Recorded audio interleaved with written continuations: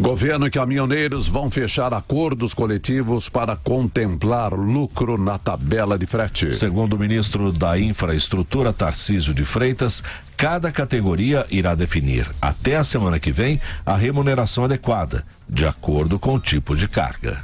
Na verdade o governo fica muito refém dessa situação toda depois do desastre que foi a greve dos caminhoneiros durante o governo Temer. Isso deixou muito clara a força da categoria, o quanto que elas podem parar o país, a categoria pode parar o país, pode interromper fluxo de mercadorias, a produção, com consequências na inflação, desabastecimento e tudo mais.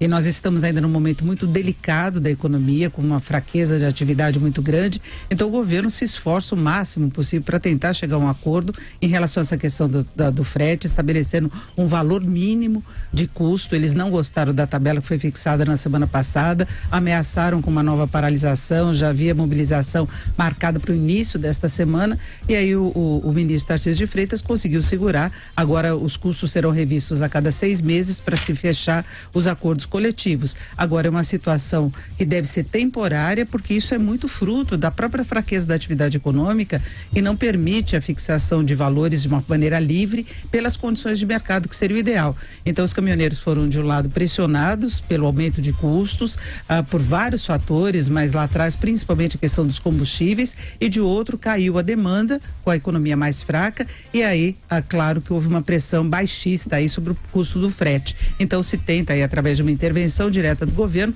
fixar uma tabela mínima. Agora o problema do descasamento entre oferta e demanda persiste, e os caminhoneiros vão continuar trabalhando aí numa situação insatisfatória do ponto de vista financeiro, assim como quase todos os setores da economia.